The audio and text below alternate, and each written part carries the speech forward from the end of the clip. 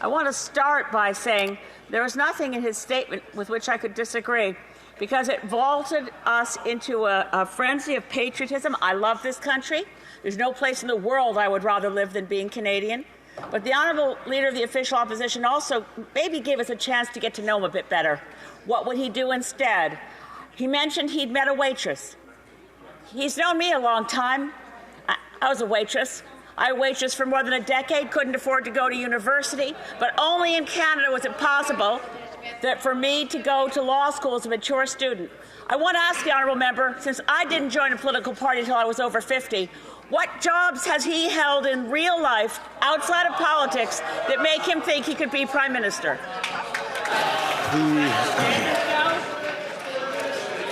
Order. The Honourable Leader of the Opposition. I'd be happy to talk about the jobs, Mr. Speaker. My first job in here was to help pass the Federal Accountability Act to crack down on the corruption that we've seen on the Liberal side. Then I helped cut the GST so that Canadians could save when they made every single consumer purchase, 7 to 6 to 5%. Then I worked with Prime Minister Harper to help balance the budget and to rebuild the military so that we would have necessary equipment to help destroy Al-Qaeda after the attacks of 9/11. Helped deliver the lowest inflation of any government in 40 years, leaving behind a balanced budget and the best balance sheet of any government in the G7. In fact, it turns out the job experience I have is best aligned with the job that I promised to do. Now let's bring it home.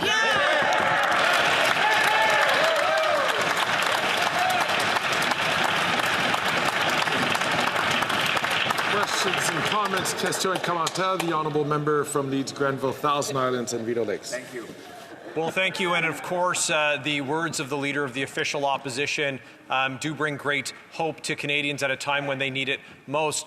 This government had committed, this Liberal Prime Minister committed to a $40 billion, a massive $40 billion deficit as the guardrail. Now, of course, that's an irresponsible number at $40 billion, but that's what their promise was.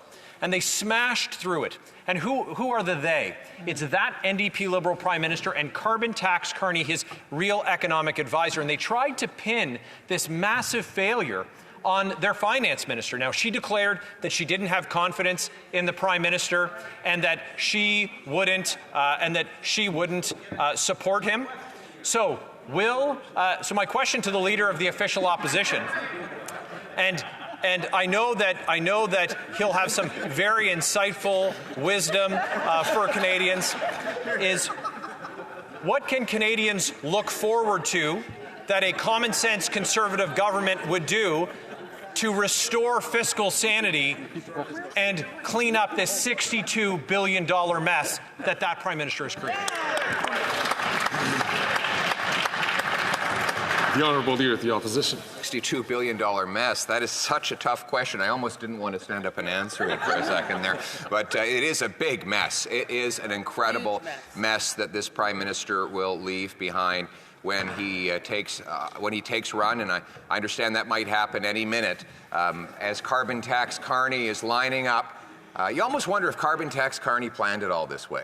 You know, he's the top economic advisor. He pushed all of these extra spending measures on the finance minister, and then she objected to the crazy $62 billion deficit.